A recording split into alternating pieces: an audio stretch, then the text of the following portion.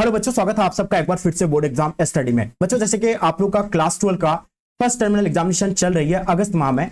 अब आपका जो बच्चों ज्योग्राफी का पेपर होना है और आप लोग का डिमांड था कि सर यूट्यूब में बहुत सारे वीडियो हम लोग देख लिए, अभी तक कोई ओरिजिनल क्वेश्चन पेपर प्रोवाइड नहीं किए हैं, आप जो है अपलोड कर दीजिए। तो सो फाइनली बच्चों आप लोग के लिए ओरिजिनल क्वेश्चन पेपर लेकर के आ गए ज्योग्राफी माह का। आपको इस क्लास को पूरी तरह से एंड तक देखना है। आप एक एक क्वेश्चन को मिला लीजिए, सेम टू सेम आपका यही हूबहू आपका पेपर होने वाला है। बस आपको कुछ नहीं करना, इस क्लास को आपको एंड तक देखना है। 2 से 3 बार अच्छे से रिवाइज कर लीजिए या इसका सिर्फ आंसर की को आप लोग नोट कर लीजिए। तो बच्चों यहाँ आपको सब्जेक्टिव एंड ऑब्जेक्टिव दोनों आप लोग को प्रोवाइड करने वाले, बहुत ही यानी इंटरेस्टिंग वाला क्लास है। आज आप लोग को एग्जाम से पहले आप लोग को क्वेश्चन पेपर मिल रहा है, आपको कुछ नहीं करना, एकदम जाकर के सिर्फ छाप देना है ना। इसी तरह का अगर आप लोग तैयारी करना चाहते हैं सभी सब्जेक्ट का अगर चाहते हैं तो इस चैनल को आप लोग जो है सब्सक्राइब कर लीजिएगा एंड साथ में अपने अपने फ्रेंड्स के ग्रुप वगैरह जहां भी है हर जगह बच्चों शेयर कर देंगे। इससे आपको जो है 2025 का एग्जाम का संपूर्ण तैयारी बच्चों इस चैनल के माध्यम से हम लोग जो है करवाते हैं, बिल्कुल कॉन्सेप्ट के साथ। ठीक है, तो बच्चों चलिए हम लोग स्टार्ट करते हैं। जैसे कि आप लोग देख पा रहे हैं सेम आपका इसी तरह का रहेगा, है ना। कोई आपको मतलब किसी प्रकार का आपको जो है ये नहीं, आपको अलग नहीं दिखने, डिफरेंट देखने को नहीं मिलेंगे। ठीक है, तो देखिए बच्चों हम लोग जानते हैं कि 1 से लेकर 30 तक क्वेश्चन पूछे जाते हैं, जिसमें से आपको 25 प्रश्न का ही जो है आपको आंसर देना होता है। ठीक है, तो बिल्कुल आपको रिलैक्स होकर के जो है एक एक क्वेश्चन को अच्छे से आपको जो है याद करना है। अगर याद नहीं होता है तो आप लोग जो है कलम और कॉपी के साथ आइए और नोट कर लीजिए। ठीक है बच्चों, तो चलिए स्टार्ट करते हैं। जैसे कि आपके स्क्रीन पे आपको दिख रहा होगा बच्चों, पहला क्वेश्चन आपके समक्ष में आ गया। ठीक है, एकदम आराम से आपको देना है ना। यहाँ क्या कहा जाता है बच्चों कि निम्नलिखित में से कौन मानव भूगोल का उपागम नहीं है। आपके सामने 4 ऑप्शन दिया हुआ है। क्षेत्र विभिन्नता बिल्कुल नहीं है मानव भूगोल का उपागम, है ना। स्थानिक संगठन ये भी नहीं है। अन्वेषण एवं वर्णन बच्चों मतलब ये तीनों है, लेकिन ये इसका आंसर नहीं है। और अगर बात को उपागम की नहीं बात कर रही बच्चों, तो नहीं जो है वो मात्रात्मक क्रांति बच्चों नहीं है। तो इसका आंसर आप लोग का डी बच्चों राइट आंसर हो जाएंगे। तो इसका आंसर क्या हो जाएगा आपका, यानी ऑप्शन डी बिल्कुल परफेक्ट आंसर हो जाएंगे। मानव भूगोल का उपागम जो है क्या क्षेत्र विभिन्नता है, स्थानीय संगठन भी है, अन्वेषण भी है, लेकिन मात्रात्मक क्रांति नहीं है। इसलिए इसका आंसर आपका क्या हो जाएगा, डी बिल्कुल राइट आंसर हो जाएंगे, क्योंकि यहाँ आपको नहीं की बात कर रही है ना। तो नेगेटिव का भाई जाएगा नेगेटिव के साथ, यानी ऑप्शन आपका डी बिल्कुल राइट आंसर हो जाएंगे। क्वेश्चन नंबर दूसरा देखिएगा, नवनिश्चयवाद की संकल्पना का प्रतिपादन जो बच्चों यानी किसने किया है, जल्दी बताइएगा। दूसरा नंबर क्वेश्चन का देखिए, अगर हम लोग जानते हैं कि देखिए नवनिश्चयवाद की संकल्पना का प्रतिपादन जो बच्चों किसने दिया था, ग्रिफिथ टेलर के द्वारा दिया गया था। इनको आप जो है एकदम बिल्कुल टिक कर लीजिए, ऑप्शन डी करेक्ट आंसर हो जाएंगे। क्वेश्चन नंबर तीसरा देखिएगा, संभववाद की संकल्पना की में किस घटक को जो महत्वपूर्ण माना गया है बच्चों। बहुत ही आसान क्वेश्चन है ना। एकदम इसी तरह का जो देखिए मेरे द्वारा जो भी आप लोगों को पढ़ाया गया है वही आपका पेपर में आया हुआ है। तो बच्चों हम लोग जानते हैं कि संभववाद संकल्पना की किस घटक की महत्वपूर्ण माना गया है बच्चों, तो प्राकृतिक और आपका जो है मानवीय घटक। तो इसका आंसर आपका सी बिल्कुल करेक्ट आंसर हो जाएंगे। जो बच्चे सी दिए बिल्कुल सही है। मानव भूगोल का संस्थापक किसे माना जाता है बच्चों, तो हम लोग जानते हैं कि हम्बोल्ट को जो है मानव भूगोल का जो है संस्थापक माना जाता है। क्वेश्चन देखिएगा 5 नंबर क्वेश्चन, मात्रात्मक क्रांति जो संबंधित है बच्चों वो किससे है। तो ये चीज आपको बहुत अच्छे से पता होना चाहिए, मानव भूगोल से नहीं, है ना, भौतिक भूगोल से भी नहीं, है ना, दोनों से। इनमें से आपका कोई नहीं होगा, यानी ऑप्शन आप लोग का बच्चों डी बिल्कुल करेक्ट आंसर हो जाएंगे। क्वेश्चन नंबर 6 देखिए बच्चों, जो आपके स्क्रीन पे आ गया, एकदम चीजों को समझना है। देखिए क्या कहा जाता है कि सैन्य भूगोल मानव भूगोल के किस क्षेत्र की उपक्षेत्र नहीं है। देखिए ये भी क्वेश्चन में आपको यानी मेरे द्वारा पढ़ाया गया, अगर आप लोग रेगुलर क्लास करते होंगे तो ये आपका जो है राजनीतिक भूगोल। देखिए बच्चों हम लोग उन क्वेश्चन को पढ़ाते हैं जो आपके पेपर में 100 का 100 जो है टकराते हैं। देखिए अभी आपको पता होगा, हम लोग पिछले बार भी जो नोट दिया गया था मेरे टीम के द्वारा बोर्ड एग्जाम स्टडी के द्वारा, तो उस नोट में जो सिर्फ उस नोट से पढ़ करके बच्चे जो 450 प्लस मार्क्स जो है लगभग सभी लेके आ गए। अगर आपको बिलीव नहीं होता तो आप चैनल पे जाकर के शॉर्ट्स में जाकर देखिए। अगर आप लोग नोट्स लेना चाहते हैं, अभी आपको बहुत यानी अभी जो कम प्राइस में ऑफर चल रही है, आपको सारा जो आपको नोट्स मिल जाएंगे। अगर नोट्स लेना चाहेंगे तो इस नंबर पे आप लोग जो है संपर्क करें 9162055090। ठीक है, आप इससे पूछ सकते हैं नोट्स के बारे में। ठीक है, चलिए देखिए क्वेश्चन नंबर 7 नंबर क्वेश्चन देखेंगे बच्चों। इसमें क्या कहा जाता है, फेवरे जो संबंधित है बच्चों वो किससे संबंधित है। ठीक है, बहुत इंपॉर्टेंट है। देखिए हम जानते हैं फेवरे के बारे में, वो संभववाद से है। ठीक है, चलिए तो नेक्स्ट क्वेश्चन देखिएगा, निम्नलिखित क्षेत्र में जो कौन सा जो है सघन जनसंख्या वाला बच्चों, 8 नंबर क्वेश्चन, सघन जनसंख्या वाला क्षेत्र बच्चों कौन सा, वो दक्षिण पूर्वी एशिया हम लोग जानते हैं। और इसका आंसर आपका दक्षिण पूर्वी एशिया बिल्कुल बच्चों करेक्ट आंसर हो जाएंगे। क्वेश्चन देखिएगा 9 नंबर क्वेश्चन, निम्नलिखित में से कौन जनस्थानांतरण का प्रतिकर्षा कारक नहीं है बच्चों। देखिए जैसे कि आपको पता है चिकित्सा सुविधा हो जाएगा, है ना, शैक्षणिक सुविधाएं हो जाएंगे। जो अपने सुविधा के लिए जो बच्चों क्या करते हैं यानी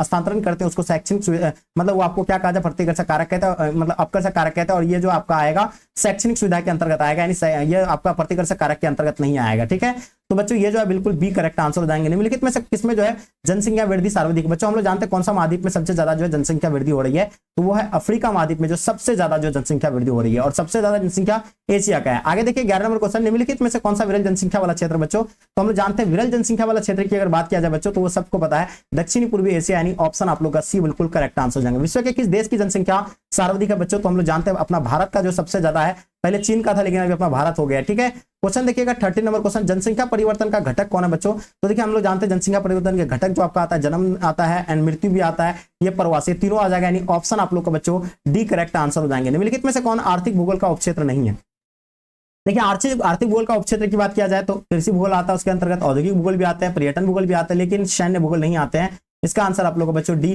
बिल्कुल करेक्ट आंसर हो जाएंगे। क्वेश्चन नंबर 15 देखिए बच्चों आपके स्क्रीन पे है ना, चीजों को देखिए समझते हुए चलना, एकदम नोट करते चलिएगा, थोड़ा सा आपको धुंधला दिख रहा होगा लेकिन मैनेज कीजिए आप लोग। विश्व में सर्वाधिक जनसंख्या केंद्रित है बच्चों, ये तो आपको बता दिया मैंने, सैन्य भूगोल। विश्व में सर्वाधिक जनसंख्या जो केंद्रित है बच्चों कहाँ पे है बच्चों, तो ये आपको बताया मैदानी भागों में, ऑप्शन आप लोग का सी बिल्कुल करेक्ट आंसर हो जाएंगे। जनांकीय संक्रमण सिद्धांत की किस अवस्था में जो है जन्म दर और मृत्यु दर दोनों जो बच्चों क्या होता है, निम्न होता है, तो बच्चों कौन सी अवस्था में जनांकीय संक्रमण का, तो बिल्कुल आपको पता होना चाहिए, जल्दी बताइएगा इसका आंसर आपका क्या हो जाएंगे बच्चों, ठीक है। थोड़ा सा हम इसको जूम आउट से बाहर कर लेते हैं, है ना। देखिए क्वेश्चन देखिएगा आपको, हाँ अब देखिए, हाँ चलिए देखिए फटाफट आप लोग आंसर देने का प्रयास कीजिए बच्चों। तो हम लोग जानते हैं कि ये जो होगा इसका आंसर क्या हो जाएगा बच्चों, जनांकीय संक्रमण सिद्धांत की अवस्था की मृत्यु दर और जन्म दर दोनों सही होते हैं, तो वो तृतीय अवस्था में बच्चों, तो इसका आंसर आप लोग का सी बिल्कुल करेक्ट आंसर हो जाएंगे। जनसंख्या वितरण को प्रभावित करने वाले कारक निम्नलिखित में सबसे महत्वपूर्ण कारक कौन सा है, सबको पता है कि जनसंख्या वितरण को सबसे ज्यादा जो प्रभावित करता है वो कौन करते हैं बच्चों, जलवायु करते हैं, तो इसका आंसर आपका क्या हो जाएगा बच्चों, जलवायु बिल्कुल करेक्ट आंसर हो जाएंगे। निम्नलिखित में से कौन मानव विकास का सूचकांक का मापक है बच्चों, देखिए मानव विकास सूचकांक जो मापा जाता है बच्चों, कैसे मापा जाता है, तो ये हम लोग जानते हैं कि मानव विकास सूचकांक जो है किसी भी देश या किसी भी राज्य का निकालता है, तो वहां का स्वास्थ्य को देखता है, संसाधन तक पहुंच कितना है वो भी देखता है, एजुकेशन देखता है, ये तीनों देखता है, तो बच्चों इसका आंसर आपका क्या हो जाएगा, ऑल ऑफ दिस, यानी ऑप्शन आप लोग का बच्चों डी बिल्कुल करेक्ट आंसर हो जाएंगे। क्वेश्चन देखिएगा 19 नंबर क्वेश्चन बच्चों जो आपके स्क्रीन पे आ गया, क्वेश्चन देखिए ध्यान से देखेंगे, क्वेश्चन क्या कहा जाता है बच्चों इसमें कि 2011 की जनगणना के अनुसार भारत की जनसंख्या थी, यानी देखिए हम लोग जानते हैं 2011 की जनगणना के अनुसार अपना भारत की जनसंख्या जो बच्चों यानी कितने हैं, इनके बारे में आप लोग को डेफिनेटली पता होना चाहिए बच्चों। तो ये चीजें आपको बहुत अच्छे से जानते हैं कि 121 करोड़ है, कितना 121 करोड़ है, ये चीजें आपको पता होना चाहिए, ठीक है। आप देखिए 2011 की जनगणना के अनुसार किस राज्य की जनसंख्या घनत्व जो सबसे अधिक है, तो ये तो हम लोग जानते हैं 1106 व्यक्ति प्रति वर्ग किलोमीटर है, पता है किसका, अपना बिहार का बच्चों। मैंने चिल्ला चिल्ला करके आपको क्लास में कई बार बताएं, अगर आप मेरे क्लास में होंगे तो आपसे ये सभी क्वेश्चन जो है सॉल्व बहुत आसानी से होगा। जो नोट्स की अगर मदद से पढ़ लेते हैं तो मैं आपको बताऊं बोर्ड एग्जाम में आपका 400 प्लस मार्क्स आपका कोई नहीं रोक सकता है, ठीक है।